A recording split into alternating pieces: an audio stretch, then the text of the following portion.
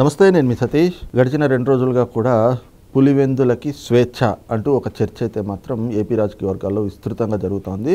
ఏదైతే పులివెందుల అలాగే Vontimitta ZPTC by election జరుగుతుందో, మరి దాదాపు 3 దశాబ్దాల తర్వాత పులివెందుల్లో జెడ్పీటీసీకి ఎన్నిక జరగటం, మరి ప్రజలంతా కూడా ప్రజాస్వామ్యంలో తమకున్నటువంటి ఓటు హక్కుని వినియోగించుకునేటువంటి అవకాశం లభించింది. మరి ప్రజలు కూడా స్వచ్ఛందంగా వచ్చి ఓట్లు వేసినటువంటి పరిస్థితి. అయితే ఆ ఎన్నికల ఫలితాలు ఈ రోజున వైఎస్ఆర్ కాంగ్రెస్ పార్టీకి చావు దెబ్బ అనేటువంటి ఒక చర్చ జరుగుతూ ఉంటే, మరోవైపున దానిపైన వైఎస్ఆర్ కాంగ్రెస్ పార్టీ నాయకులు చేస్తున్నటువంటి విమర్శలు కూడా చర్చనీయాంశంగా మారినాయి. మరి పులివెందుల జెడ్పీటీసీ ఉప ఎన్నిక ఫలితాలు ఎలా చూడాలి, దానిపైన వైఎస్ఆర్ కాంగ్రెస్ పార్టీ నాయకులు చేస్తున్నటువంటి విమర్శల్ని ఎలా అర్థం చేసుకోవాలి అనేటువంటి అంశం మనతో చర్చించేందుకు సీనియర్ జర్నలిస్ట్ డివిఎస్ గారు ఉన్నారు. సార్ నమస్తే. నమస్తే సార్. ముఖ్యంగా ఈ రోజున ప్రజాస్వామ్యానికి పడ్డ సంఖ్యలు పులివెందుల్లో అవి తెగిపోయినాయి. ప్రజలంతా స్వచ్ఛందంగా బయటకు వచ్చి ఓట్లు వేసుకున్నారు. పులివెందులకి స్వేచ్ఛ వచ్చింది అనేటువంటి చర్చ ఒకవైపున జరుగుతూ ఉంటే, మరి అవినాష్ రెడ్డి ఈరోజు పొద్దున్న ఒక వీడియో రిలీజ్ చేశారు. ఇది అసలు ఎన్నికే కాదు, ఈ ఎన్నికలో అసలు ఓట్లే కావవి, అదంతా కూడా రిగ్గింగ్ ఓట్లు. కాబట్టి 3.5 ఏళ్ల తర్వాత మళ్ళీ మన ప్రభుత్వం వస్తుంది, ఆ రోజున మనం దీనికి రెట్టింపు చూపిద్దాం, మనం ఓట్లేద్దాం అని చెప్పి అవినాష్ రెడ్డి ఆ కార్యకర్తలకి మరి వాళ్ళకి ధైర్యాన్ని చెప్తా ఉన్నాడో, లేకపోతే ఇదే వాళ్ళు ఏదైతే కనుక చేయబోయేది ఇప్పుడు చెప్తున్నాడో. అలాగే పేర్ని నాని కూడా ప్రెస్ మీట్ పెట్టి ఏముంది, ఇప్పుడు మీరు ఏం చేస్తూ ఉన్నారో 3.5 ఏళ్ల తర్వాత మేము అదే చేస్తాం, మీరు సంపాదించుకుంది లెక్క పెట్టుకునే లోపు 3.5 ఏళ్ళు గిర్రును తిరిగిపోతాయి, మళ్ళీ మేము అధికారంలోకి వస్తాం, దీనికి రెట్టింపు మీకు చూపిస్తాం అంటూ ఆయన హెచ్చరించడం, బెదిరింపులకు పాల్పడడం ఎలా చూడాలి సార్ అసలు? ఏంటి మహిష్మతి ఊపిరి పీల్చుకోనా? ఇప్పుడు పులివెందుల ఊపిరి పీల్చుకుందా? మీరు అన్నారు ఏంటి, వైఎస్ మరి ఇన్నాళ్ళు నిర్మించుకున్నటువంటి కంచుకోట, రాజశేఖర్ రెడ్డి, వివేకానంద రెడ్డి, జగన్మోహన్ రెడ్డి, అవినాష్ రెడ్డి, ఇది అసలు కంచుకోట కాదు, ఇది ఒక డొల్ల కోట. ఏది వీళ్ళది బలుపు కాదు, వీళ్ళది వాపు మాత్రమే. ఒక భయం, ప్రజల్లో భయం సృష్టించి ఇన్నాళ్ళు అక్కడ వీళ్ళు ఏకఛత్రాధిపత్యంగా ఈ కుటుంబ పాలన సాగింది. ఇప్పుడు మొదటిసారి మరి వైఎస్ ఆ కుటుంబ ఆ ఉక్కు పిడికిల నుంచి పులివెందుల విముక్తం. ఇప్పుడు డిపాజిట్లు పోయాయి. గమ్మత్తు ఏంటంటే ఇంకా అంతకన్నా చావు దెబ్బ ఏముండాలో. పులివెందుల జెడ్పీటీసీలో దీనికోసమా మరి అవినాష్ రెడ్డి అంత వీరంగం వేసింది? దీనికోసమా మరి, లేకపోతే ఆయన జగన్ మేనమామ రవీంద్రనాథ్ రెడ్డి డిప్యూటీ సీఎం అప్పుడు అంజాద్ బాషా వాళ్ళు అంత గందరగోళం చేశారు ఒంటిమిట్టలో. ఇక్కడేమో 6,050 ఓట్ల మెజారిటీ, అక్కడేమో 3,105 ఓట్ల మెజారిటీ.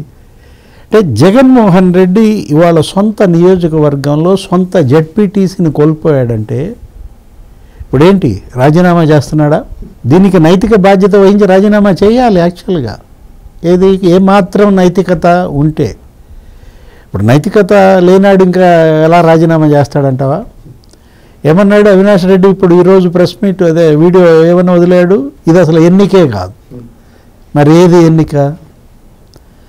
తిరుపతి బై ఎలక్షన్ గురుమూర్తి గెలిచాడే ఎంపీగా, అది ఎన్నిక? ఏది ఎన్నిక?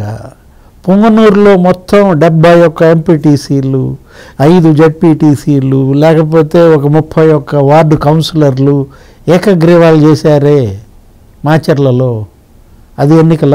పులివెందుల్లో జగన్ సీఎంగా అప్పుడు జరిగిన స్థానిక సంస్థల ఎన్నికలేనా?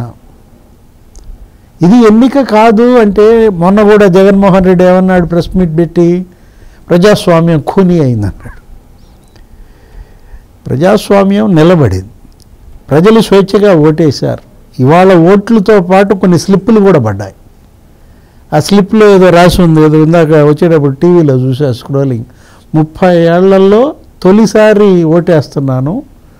ఓటేసాను మీకు దండాలను ఏదో ఎవరో రాశారు. నాకు అదేదో అసెంబ్లీ రౌడీ సినిమా గుర్తొచ్చింది.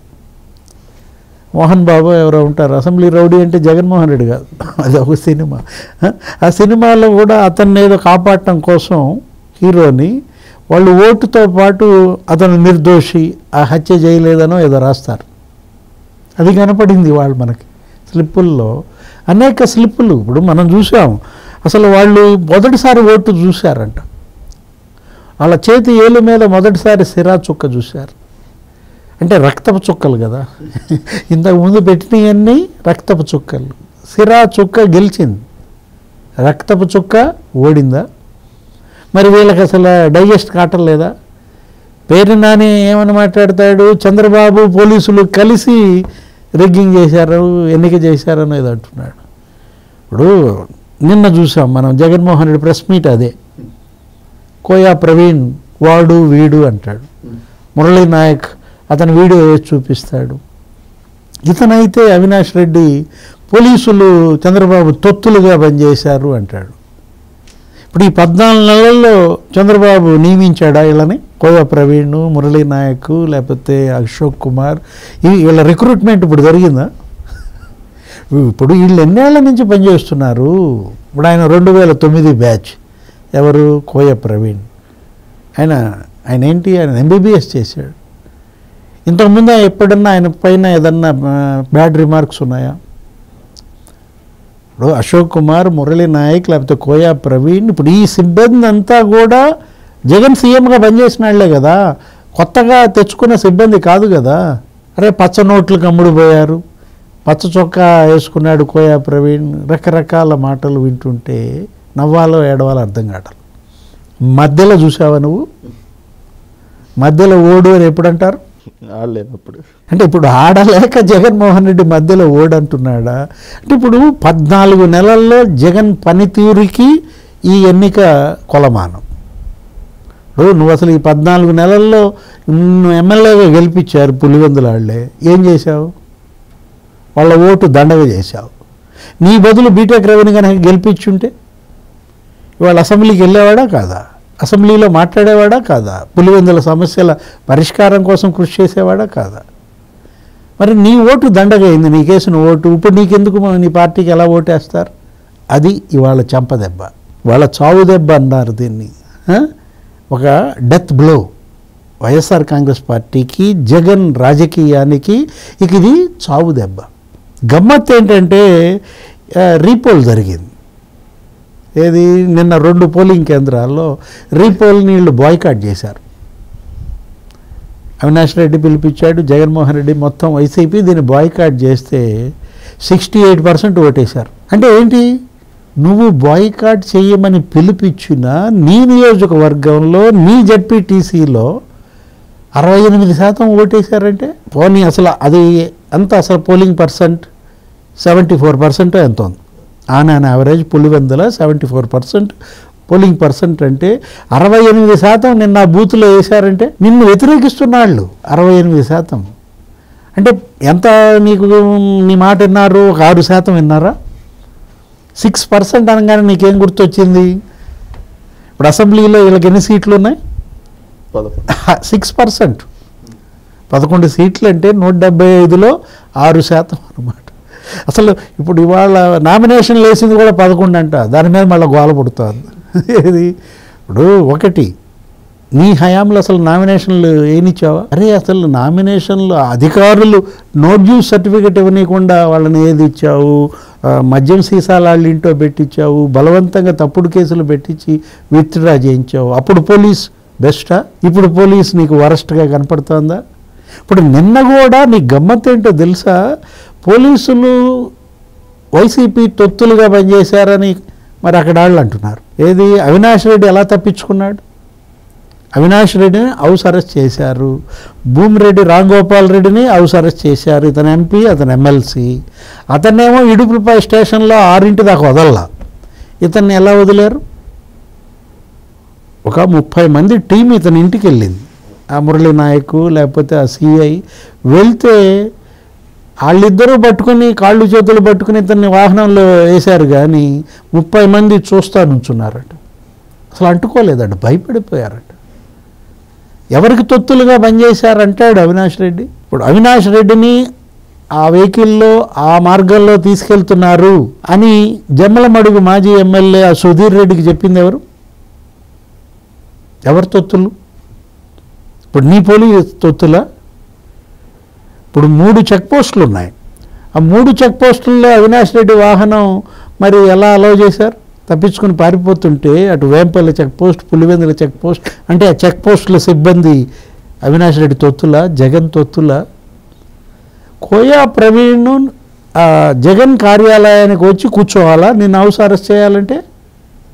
డిఐజీ. ఇక్కడ పోలీసు చంద్రబాబు మరి కలిసి రిగ్గింగ్ చేశారని అంటే పేర్ని నాని అన్న, అవినాష్ రెడ్డి అన్న పోలీసులు ఎవరికి తొత్తులుగా పనిచేశారు అక్కడ కనపడుతోంది. ఎలా తప్పించుకోగలిగాడు, ఎలా పారిపోయాడు, అసలు మొత్తం పులివెందుల జగన్ ఆఫీస్కి వచ్చి ఎలా కూర్చున్నాడు.